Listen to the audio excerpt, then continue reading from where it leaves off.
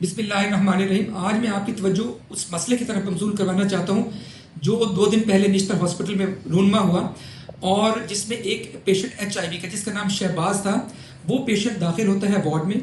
और ये पेशेंट वो है जिसकी पिछले 6 से 7 महीने में 2 सर्जरीज हो चुकी हैं और दोनों रिपोर्ट्स इसकी HIV की नेगेटिव थी। अब ये पेशेंट आते हैं हमारे पास, ज़ाहिर है इसको हमने ऑपरेट करना होता है और इस पेशेंट को पेन एब्डोमेन होता है जो मेन इसकी कॉम्प्लेंट है। तो हमने ये प्लान किया था कि चलिए हम इसको ऑपरेट करेंगे। तो ज़ाहिर इसकी सब तमाम रिपोर्ट्स भेजी लैब में, जिसमें B और C रिपोर्ट आ गई, लेकिन HIV की रिपोर्ट है उसको पेंडिंग में डाल दिया। और इसके 1 दफ़ा 2 दफ़ा और फिर 3 दफ़ा सैंपल्स लिए गए, लेकिन हमें ये नहीं बताया गया कि इसमें कोई सस्पेक्ट करें या कोई ऐसा प्रॉब्लम है। और जिस दिन जब ऑपरेशन लिस्ट मुकम्मल हुई और आखिरी पेशेंट यही था जिसका ऑपरेट होना था, तो उस वक्त भी हमारे डॉक्टर्स जो वहाँ पे मौजूद थे उन्होंने इसकी रिपोर्ट का पता किया, लेकिन रिपोर्ट नहीं थी। लेकिन पेशेंट की क्योंकि तबीयत डिटेरियोरेट कर रही थी तो उन्होंने डिसाइड किया कि हम इसको ऑपरेट कर देते हैं, क्योंकि पहले भी 2 दफ़ा रिपोर्ट नेगेटिव आई है, तो हो सकता है इस दफ़ा भी नेगेटिव हो। आप ये देखिए कि ये पेशेंट जहाँ पे अगर ऑपरेट होता है तो इसमें सिर्फ ह्यूमैनिटेरियन ग्राउंड्स पे वो ऑपरेट कर रहे हैं, वो अपनी लाइफ को भी तो खतरे में डाल रहे हैं। डेफिनेटली हमारे लिए उनकी जाने भी बड़ी अजीज है, हमारे डॉक्टर्स की जाने भी अजीज है, हमारे पेशेंट्स भी बड़े मोहतरम हैं। लेकिन अब देखा जाए कि अगर डॉक्टर्स ने ऑपरेट किया तो उसकी नीयत क्या थी और उसके बाद इसकी रिपोर्ट में अनड्यू डिले क्यों हुआ। होना तो ये चाहिए था कि रिपोर्ट जल्दी आ जानी चाहिए थी और पेशेंट को पता चल जाना चाहिए था और डॉक्टर्स को भी पता चल जाना चाहिए था, लेकिन अनफॉर्चुनेट रिपोर्ट बहुत डिले आई जिसकी वजह से इसका ऑपरेट भी डिले हुआ।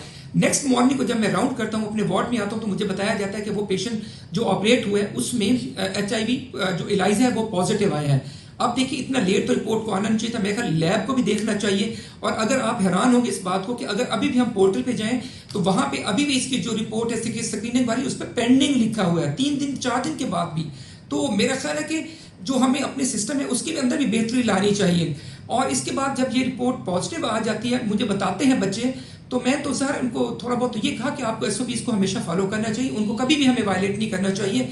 लेकिन अगर हो गया तो अब मेजर्स क्या लेने हैं। हमने इमीडिएटली पेशेंट को वार्ड में जो ही पता चला मुझे, हमने उसको आइसोलेट किया और इसके साथ थिएटर के स्टाफ को मैं खुद गया वहां पे और मैंने जो थिएटर इंचार्ज हमारी नर्स थी उसको मैंने बोला कि कल जो पेशेंट ऑपरेट था उसका HIV पॉजिटिव आया बाय इलाइजा, तो आप ऐसा करें कि आप अपनी एहतियाती तदबीर सारी की सारी ले लें ताकि दूसरे पेशेंट्स को हम सेव कर सकें।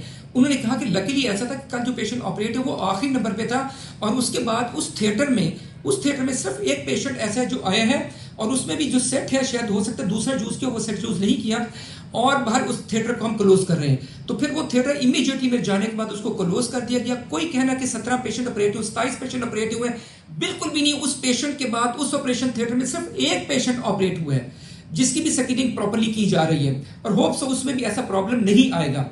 इसके बाद ऐसा होता है, हमारे कुछ दोस्तों ने कह दिया कि शायद डॉक्टर मसूद ने ऑपरेट किया। मुझे ऑपरेट करने में कोई आर नहीं। अगर मैंने ऑपरेट किया हो तो मुझे इतनी अखलाकी जरूरत है कि मैं कहता यस मैंने ऑपरेट किया है, पेशेंट को ह्यूमैनिटेरियन ग्राउंड्स पे ऑपरेट किया है।